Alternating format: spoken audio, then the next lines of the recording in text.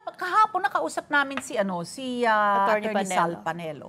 And he was saying because yung mode of transmission, no, yung mula sa mababang kapulungan, going up to Paakyat. the Senate, hindi na dumaan sa Committee on Justice.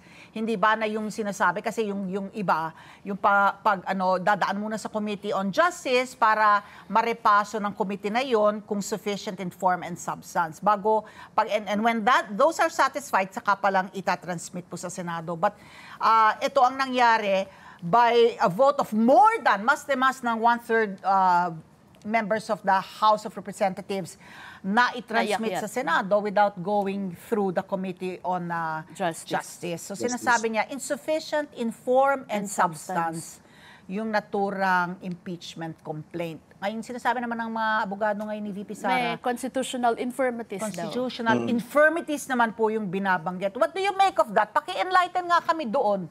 Could that be yung 1-year bar rule? Well, una tignan muna natin yung sinasabi ng mga framers ng Constitution. Alam mo, Ma'am Ali, sinaga akong hanapin yung debate nila, yung deliberations patungkol dito sa pagbuo ng impeachment as part of the provisions in the Constitution. Matutuwa ka, hindi nila na-anticipate yung ganitong klaseng mga senaryo.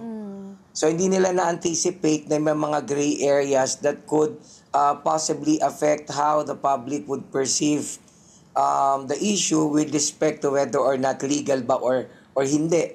Kagaya halimbawa nung nabanggit ni Secretary Panelo, it was not the first time that was actually raised as an issue. No? So sinasabi nila, hindi dumaan sa proseso. Kung hindi dumaan sa proseso, syempre kulang ng form at substance. Kasi alam mo, ang isang complaint, para maisampa mo yan halimbawa sa korte, no, sa ordinaryong kaso, sufficient in form and substance. So kung meron dapat proseso pagdadaanan, dapat pagdadaanan mo yan. So kapag hindi mo pinagdaanan yan, maaari mong sabihin na mayroong konting problema o yung infirmity na binabanggit nga nila.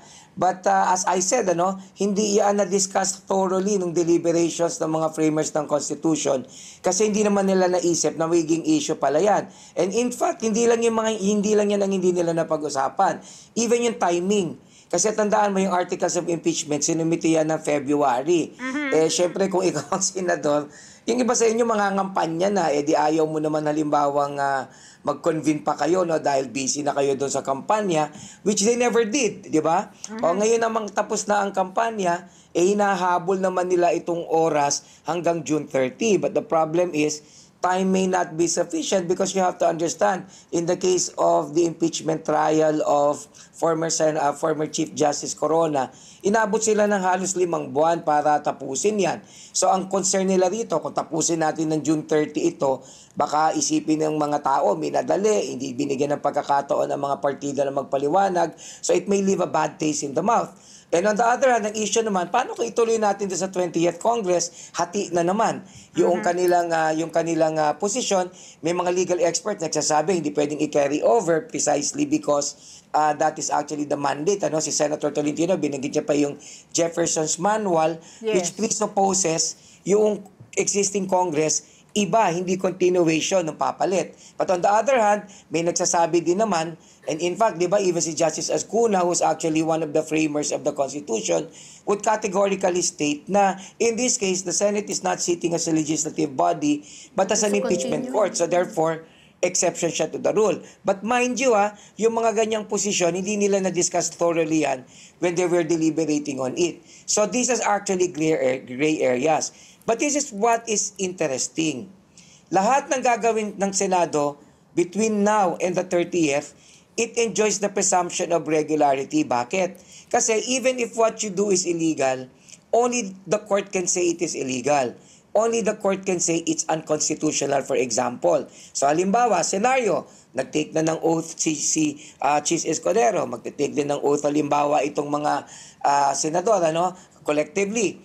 What if mag-motion sila na i-terminate ang proceeding at wag nang ituloy due to lack of material time, for example, at ito'y sinusugan nila rather dahil may boto sila. Yaan ba ay valido or hindi?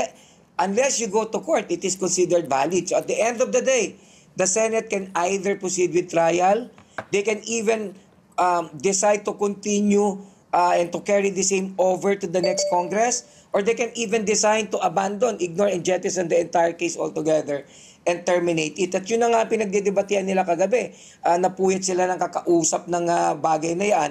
Si Senator Padilla, di ba, even filed a resolution effectively wanting to terminate Yes. the proceeding. So ito yung mga gray areas na nasa korte ngayon ng Senado to act on. And it might be too late kung pupunta ka pa sa korte. Kaya nga at the end of the day, hindi ko sinasabing legal. For all practical intents and purposes, nasa kamay talaga ng mga senador yan. And it's a numbers game. At sinabi rin ng Korte Suprema, it's a numbers game. So depende sa bilang, doon natin makikita yung desisyon nila. Yun nga sa Attorney Chico, formally na-file ni Senator Robin yung kaniyang resolution. So, mamaya pag nag-oath sila, he can, parang di ba? He can move to, gaya nga nung binanggit ninyo, to terminate agad-agad itong impeachment. Well, they can actually do anything as they please now. Yun yung problema kasi sa impeachment court.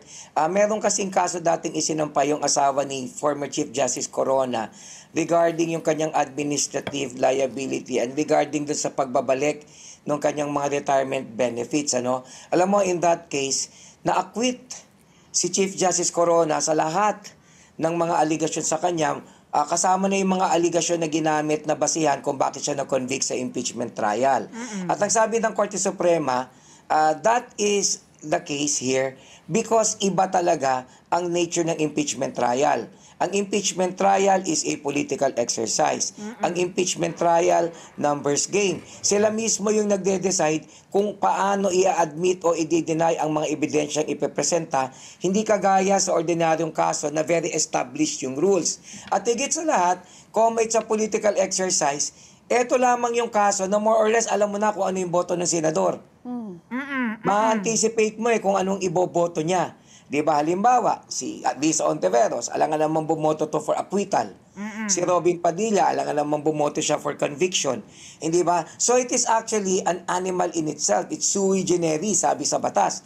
So kaya dito, nakadepende lahat sa mga senador kung ano ang mangyayari. Isipin mo yung pagtatalo nila kagabi. Sabi ni Senator Coco Pimentel, ipso facto, nag-convene na tayo dahil nag-take na kayo ng oath.